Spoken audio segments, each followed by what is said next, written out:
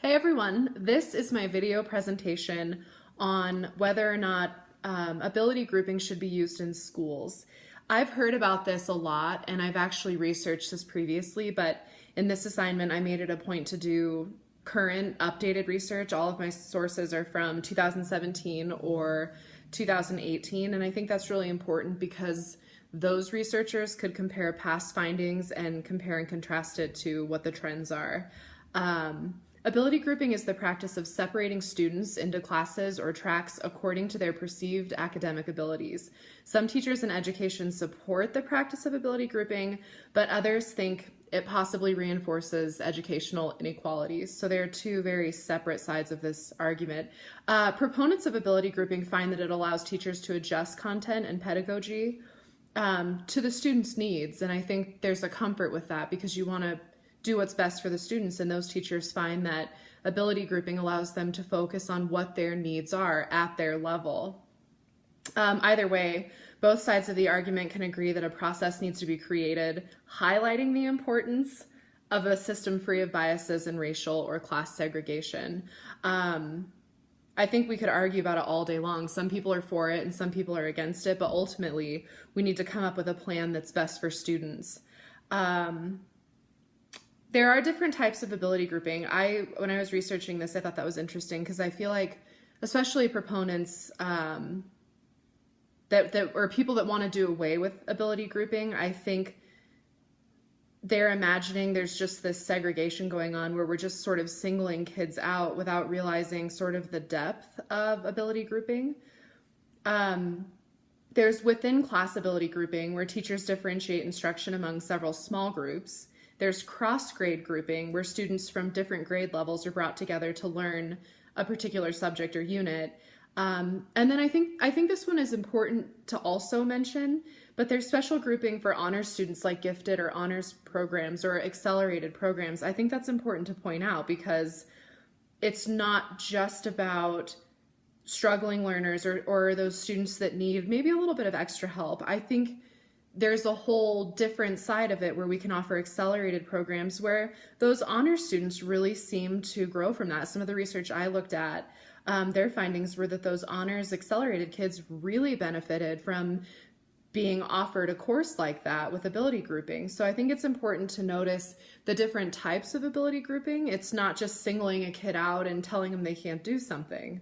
I feel like when it's used with good intention, which there's always human error, but I feel like it really is put in place to help students.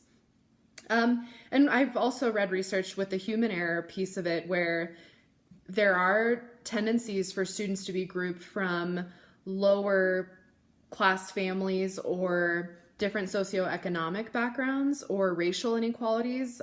Some of the research I read kind of talked about how they might be grouped in that lower track class without teachers even realizing that they had done it to that student. That was really interesting because I know a lot of teachers that do stuff with really the best intentions, but once people point out human error and where the biases could lie and is it really credible, it's pretty eye-opening to see how our system could change.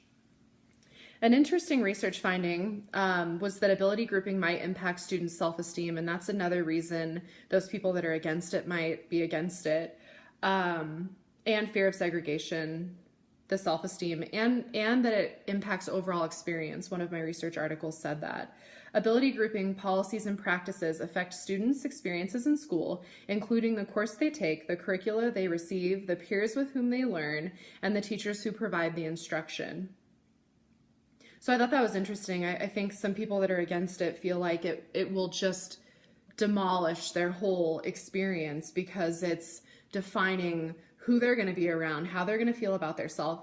And I think I brought this up with a coworker and she made a really good point. She said, and I've heard it too, those students in like Algebra 1A, they were placed there because they're not quite ready for algebra yet. And when they're all getting their schedules in the fall and comparing classes, you'll hear those kids that were placed in Algebra 1A tell their peers when they're asked what math they're in, they'll say, well, I got put in the dumb class, and they try to joke about it because they're sort of insecure about it. So I do think that some of those lower track classes Sometimes they can be labeled like that's the class for the dumb kids from some of those other kids, but could they really benefit if they were just thrown into algebra? I think it really is to help them. If we could get rid of that stigma of this is the class for the dumb kids, because that's not true. A study done at Northwestern University in 2017 found that the bulk of evidence over the last century suggests that academic ability grouping, like cross-grade subject grouping and special grouping for gifted students, can actually greatly improve K-12 students' academic achievement. I thought that was really important to point out because some of the research I looked at that I didn't cite, I found several articles and then I kind of pick and choose the ones I find to be credible. But there are articles on Google that will just talk about, there's really no research supporting their claims whatsoever, but just people seem to be so angry about ability grouping, saying you're singling kids out and this, and they're so upset about the idea of it without providing factual evidence of why it's awful for kids. So I thought it was important to find this article from Northwestern University that had credibility to it. She had research backing her findings, and research decades long, not just comments or personal feelings, that it's actually linked to student academic achievement in a lot of cases. It's easier for teachers to match their instruction to a student's needs, and the students benefit from interacting with comparable academic peers. This is so true for my class. I teach high school choir, and I have to offer a beginning class for everybody. Those kids that can't read music yet, they can't sing, maybe they took it because they need their fine arts credit to graduate. And the ability in there, every now and then you'll get the natural gifted singer who just genetically has the voice, but maybe can't sight read yet, doesn't know music theory. I had that student once who had the voice without any of the theory background, so she was very far behind before she could be considered for my audition class of seniors because they had gone through 4 years of music theory and the math behind music and the pedagogy and the science and all of these cross-curricular skills that really are in the fine arts that people don't realize. Well, the mom complained that as a 14-year-old, she should get to be in this accelerated group of singers who were really the very top seniors. Most have 3.75 or higher. They've already gone through the theory process and everything they need to know to be a good performer. And this mom argued and argued that she should be in there. So administration finally put her in there, even though I disagreed with it because I felt like it was a misplacement. And I actually think that can do a disservice to students as well.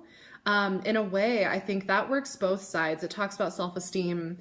Negatively impacting self-esteem is ability grouping, but I think that goes both ways. When this student was added to my class, she quit within the first week, and the kids were very nice to her, but she felt completely out of her element. She could not sight read with the kids. She couldn't perform individually. She didn't know the vocal pedagogy of what we were doing, and she was so out of her element that actually was impacting her self-esteem more than being in a beginning class and just working through the ranks. There are 14-year-olds that do know music theory. I did have a freshman in there last year and they held their own because they were at that level. So I think it's important to point out with ability grouping for the people that say the biggest negative impact is self-esteem. I've actually seen that work both ways, and the student transferred back to beginning women's ensemble and was completely content in that lower track class because it was a stepping stone. It was a process. Those classes are absolutely not intended for kids to feel dumb. It's to support them with the tools that they need. And she learned that the hard way, but she never complained about it again. Willingly stayed in that class. Gorgeous voice. She's older now and she's moved up the ranks and she's doing just fine because she started back with the basics. So I thought that was really interesting. Let's see. Sorry, I'm just looking through my notes. I want to make sure I talk about everything that I kind of covered in all of my research.